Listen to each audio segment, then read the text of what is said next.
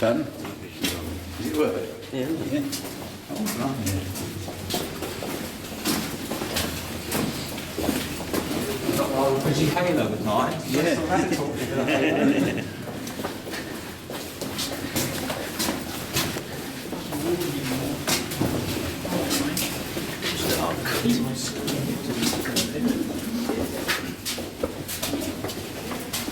We've got a puddle coming up, so just be aware of that. A couple of puddles, and it's okay again.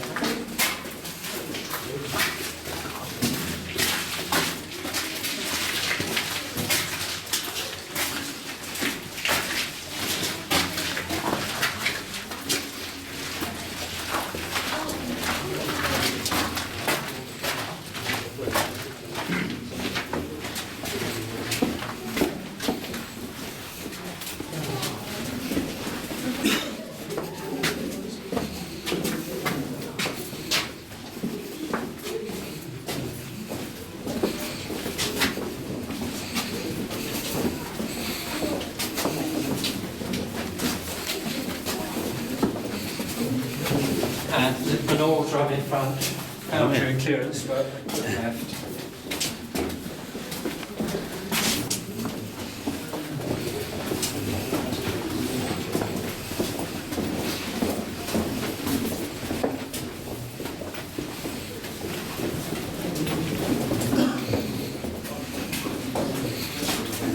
If I could just move up a little bit, Yeah, please. sure, no worries. Thank you. A little bit more if you can, please. Okay, thank you. Okay. Fine.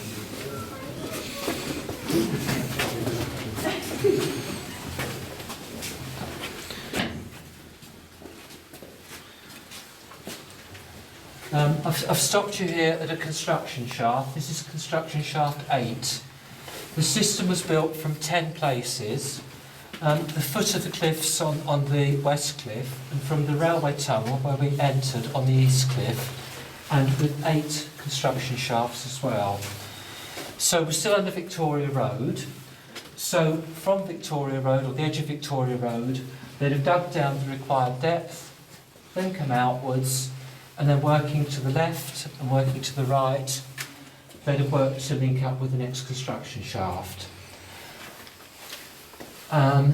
We know that spoil from the system was brought along as a miniature railway in tubs, and then the spoil could be hauled up through the construction shaft, or at each end it could have been taken out directly, put onto the back of the lorry, and then taken to the foreshore on the west side of Ramsgate Harbour, where it was dumped. Tens of thousands of tonnes of chalk.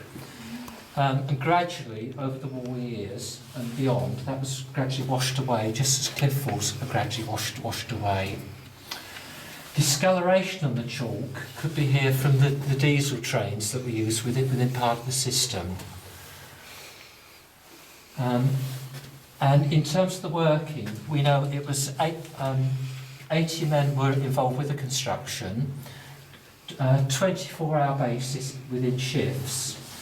80% of the labour had to be local labour, and we think it was miners from the Kent coalfield. A lot of the work was done with pickaxes, some pneumatic shovels as well, but chalk is a relatively soft rock, and with experienced miners, progress was rapid at around 24 feet a day, around 7 metres a day in terms of progress.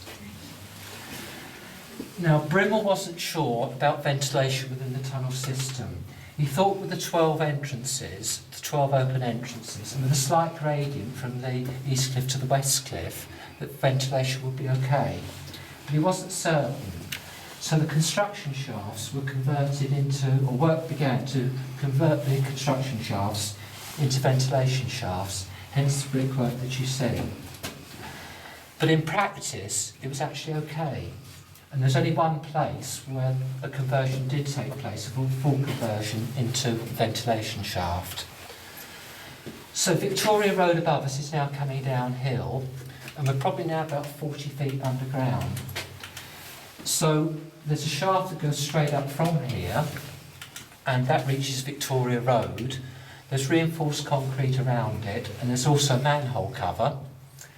And the manhole cover is actually at a point where a road called Unity Place comes in, a cul-de-sac, on the right as you go down Victoria Road towards the traffic lights. And the manhole cover is between the words keep and clear, between the words keep and clear on Victoria Road. Tony, I think we're going to try with this group. It's slightly bigger, but we'll see if we can get Yeah, if look to have a look, it's Yeah. give you an idea of how deep you are actually Yes, under the it's a line ground. shaft. If anyone wants to So, look in, yeah, just, we'll there is hold a talk pallet there. there, so You need to go right in, and then look keep up. your lantern down, and if Yeah. you look straight up, You'll see it. you'll see two daylight coming through in two places. And those are the holes in the manhole cover where the rods can be put in to lift the cover out of place. You also bear in mind that as we're going up here, it doesn't feel like it, but we're actually getting more and more shallow above us. So a little bit